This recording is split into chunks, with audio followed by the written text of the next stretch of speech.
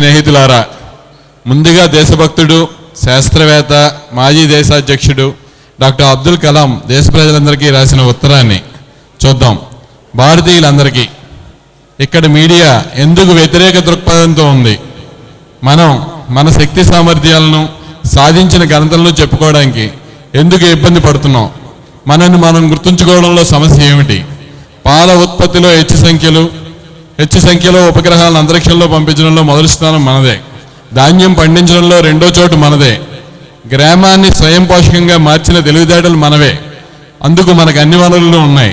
ఇలాంటి విజయాలు మనకి లక్ష్యంలో ఉన్నాయి. కానీ మీడియాకి మాత్రం వైఫల్యాల సంక్షోభాల మీద దృష్టి పెట్టడం మీద ఆసక్తి ఎందుకో? ఇజ్రాయెల్లో బాంబు దాడులు జరిగి ప్రాణ నష్టం జరిగిన మరునాడు టెల్ అవీవ్ విమానాశ్రయంలో పేపర్ చదువుతుంటే సంతోషం అనిపించింది. ఆ యుద్ధ వార్తలన్నీ లోపల పేజీల్లో. 5 ఏళ్లు శ్రమించి ఎడారిలో పూల తోటలు, పళ్ళ తోటలు మొలిపించిన జూయిష్ పెద్ద మనిషి విజయగాథ ఫోటోలు మొదటి పేజీలో నిండి ఉన్నాయి. మరి మన మీడియా ఎందుకు ఇంత నెగిటివ్గా ఉంటుంది? మనకు దిగుమతి చేసుకునే విదేశీ వస్తువులంటే ఎందుకు ఇంత మోజు? స్వయం పోషకం నుంచే స్వాభిమానం మొలకెత్తుందని మనం ఎందుకు తెలుసుకోవడం లేదు? హైదరాబాద్లో ఒక్కసారి 14 ఏళ్ల బాలికను నీ ఆశయాలు ఏమిటి అని అడిగినప్పుడు అభివృద్ధి చెందిన భారతదేశంలో జీవించడం అని చెప్పింది. ఆ పాపలాంటి ఆశలు ఉన్నవారు లక్షల్లో, కోటల్లో ఉన్నారు. వాళ్ళ కోసం మనం దేశాన్ని ముందుకు తీసుకెళ్ళాలి. మనం ప్రభుత్వాన్ని, చట్టాలని, వ్యవస్థని, అధికారుల్ని, పొరుగు వాళ్ళని, ఎవరో ఒకరిని ఎందుకో ఒకందుకు విమర్శించని రోజంటూ ఉందా? మరి మనం ఏం చేస్తున్నాం? ఎంత బాధ్యతగా ఉంటున్నాం? రోడ్లని, అన్ని రకాల కమ్యూనిటీ వసతుల్ని పాడు చేస్తుంది మనం కాదా? మరి మన విమర్శలకు అర్థం ఉందా? అమెరికా, జపాన్ ఒకటేమిటి, ఏ అభివృద్ధి చెందిన దేశంలో అయినా పౌరులు ఎంత బాధ్యతగా ఉంటున్నారు? రోడ్డు మీద ఉమ్మివేయడం కూడా ఉండదే. అంత బాధ్యతాయుతంగా మనం వ్యవహరించవద్దా? అమెరికాలో రెసిషన్ అంటే ఇంగ్లాండ్లో నిరుద్యోగం అంటే ఆస్ట్రేలియాకి పరుగులు తీసే మన ఆలోచనలు డబ్బు సంపాదనకే తాకట్టయిపోయాయా? మన దేశాన్ని సుభిక్షం చేయడానికి వనరులు, అవకాశాలు అపురంగా ఉన్న విషయాన్ని మనం మర్చిపోకూడదు. హక్కులకు బాధ్యతలు కూడా జోడిస్తే మనం ఎంతైనా సాధించగలం. పుచ్చుకోవడమే తప్ప ఇవ్వడం లేకపోతే సంపాదనలో ఎప్పటికీ సంతృప్తి మిగిల్చుకోలేమన్న స్పృహ ఇందుకు మనల్ని ప్రేరేపిస్తుంది. డాక్టర్ అబ్దుల్ కలాం మాటల్లో స్ఫూర్తిని అర్థం చేసుకోగలిగితే మొదటి నుంచి పునర్నిర్మించుకోవలసిన ఆంధ్రప్రదేశ్ను ఉన్నతంగా నిలబెట్టుకోవడం మనకు అసాధ్యమేమీ కాదు. ఈ ప్రయత్నాన్ని మనం రాజమండ్రి నుంచే ప్రారంభిద్దాం. 1000 ఏళ్ల నిరంతరాయ చరిత్ర, సంస్కృతి ఉన్న మన ఊరు సాంప్రదాయానికి ఎంత పేరో, మార్పు అభ్యుదయాలకు కూడా అంతే పేరు. వినూత్నంగా ఆలోచించడం తెలుసు, కష్టపడి చేయడం మనకి వచ్చు. మెట్రోలు, రాజధానులు మినహా. కొనుగోలు శక్తుల్లో తూర్పుగోదావరి జిల్లా దేశంలోనే 9వ స్థానంలో ఉందంటే అది ఈ నేల వనరులు, ఈ ప్రజల చైతన్యాల వల్లే సాధ్యమైంది. డీసెంట్రలైజేషన్ బేసిన్తోనే ఆంధ్రప్రదేశ్ నిర్మాణం జరుగుతుంది. Culture, higher education, research, tourism వంటి రంగాలకు కేంద్ర స్థానం కాగల అవకాశాలు సహజంగానే మన ప్రాంతానికి ఉన్నాయి. ప్రతి స్థాయిలో ప్రజాప్రతినిధులు అవకాశాలు తెచ్చే కృషి చేయాలి. మన బోటి వృత్తి నిపుణులు మొదలు సాధారణ పౌరుల వరకు ప్రతి ఒక్కరూ మన ఊరి పట్ల, మన ప్రాంతం పట్ల, మన రాష్ట్రం పట్ల బాధ్యతగా అభివృద్ధిలో మనం భాగస్వాములమే అనే విజయంతో పనిచేస్తే దేశంలో ఆంధ్రప్రదేశ్లో రాజమండ్రికి ప్రత్యేక స్థానాలతో ముందుకుంటాయి. తీవ్రమైన అనారోగ్యం నుంచి కోలుకున్న వ్యక్తి కొత్త జీవితాన్ని ప్రారంభించినట్టు మన మైండ్ సెట్ని కూడా నెగిటివ్ నుంచి పాజిటివ్గా మార్చుకుంటే సాధించలేదంటూ ఏదీ ఉండదు. అందుకు మన ప్రాంతంలో బలమైన వనరులు, అవకాశాలు ఉన్నాయి. అసూయ, ద్వేషాలతోనే జర్మనీ విడిపోయింది. మధ్యలో గోడ కూడా కట్టుకున్నారు. పట్టుదలతో, చిత్తశుద్ధితో పశ్చిమ జర్మనీ ఎదిగింది.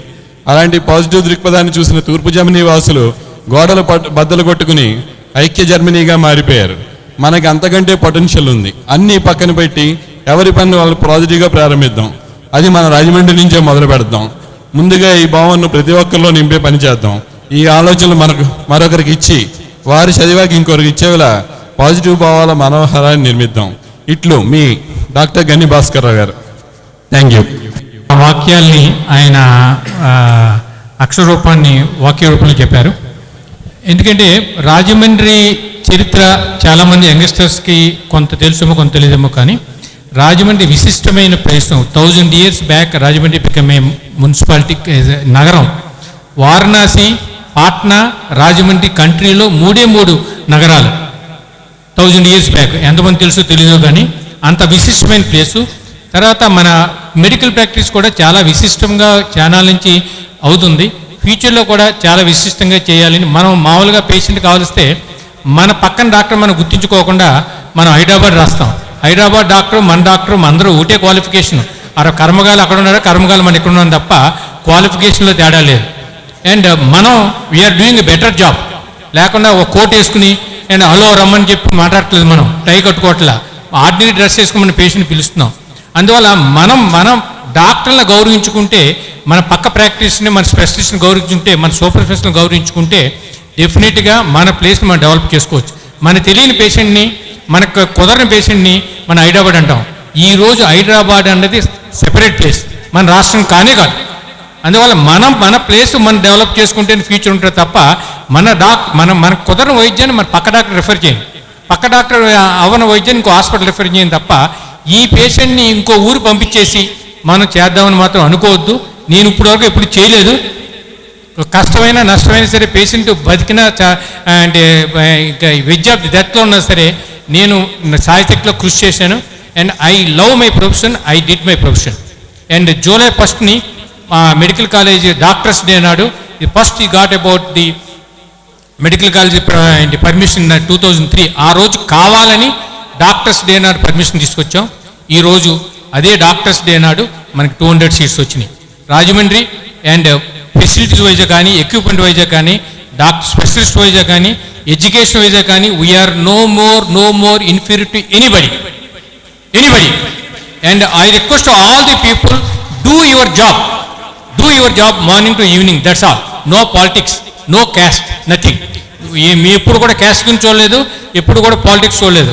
And we're doing work. I request all the youngsters, do the things and do better Rajahmundry. Future is the best for Rajahmundry at ever cost. Thank you.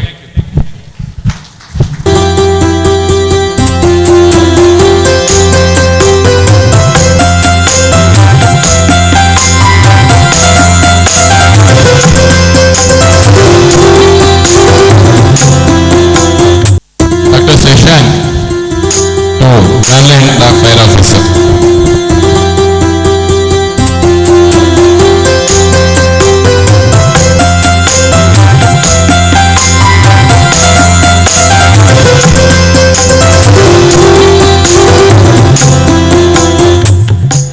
Fire officer గారు ఇక్కడ వచ్చారు. ఎందుకంటే lot of changes about 2 to 3 years నుంచి fire గురించి, fire safety గురించి. డెఫినెట్గా fire safety is a mandate for all the hospitals. But unfortunately and fortunately the rules and regulations made in a hardship and government స్టెబిలిటీగా లేని టైంలో and home minister Sabitha Indra Reddy గారు ఉన్నప్పుడు and norms just like that they form the norms lot of change should be there. Because last time కూడా అందులో 3 months కూడా శేఖర్ గారు request చేస్తున్నాను, మన కొత్త గవర్నమెంట్ వస్తుంది, గవర్నమెంట్ రిక్వెస్ట్ చేద్దాం, what are the feasible way to make the things possible. And at the time definitely everybody can enjoy the. ఎందుకంటే రీసెంట్గా ఏమీ లేకుండా ఒక ఓపెన్ ప్లేస్లో ఫైర్ యాక్సిడెంట్లో ఆల్మోస్ట్ 18 మంది చచ్చిపోయారు. అందువల్ల మన ఫైర్ సేఫ్టీ అన్నది ఇన్నాళ్ళు మన అవగాహన లేదు. మనకి ఫైర్ సేఫ్టీ అంటే ఒక 6 నెలలకో సంవత్సరానికో గంటల లారీ వస్తుంది, ఒక వాటర్ ఆఫ్ చేస్తుంది తప్ప వాటర్ రీసోర్సెస్ ఏంటి, వాటర్ ఎక్కడ ఉండాలి, ట్యాగ్లు ఉండాలి, స్ప్రింక్లర్స్ ఏంటి అండ్ స్మోక్ అలారం కూడా తెలియదు. డెఫినెట్గా మనం ఒకరోజు మనం ఈయన పిలిచి and you will make a advise and future will be better. Doctors day సందర్భంగా ఇక్కడ ఇచ్చేసినటువంటి అందరు డాక్టర్స్ అందరికీ, ఆర్గనైజింగ్ కమిటీకి శుభాకాంక్షలు చెబుతూ, నాకు వైద్య వృత్తి అంటే ఒక ప్యాషన్ ఉండేది. నేను చాలా చదువుకునేటప్పుడు బాగా యాస్పిరెంట్ డాక్టర్ని అవ్వాలని, దానికోసం బైపీసీ తీసుకున్నాను.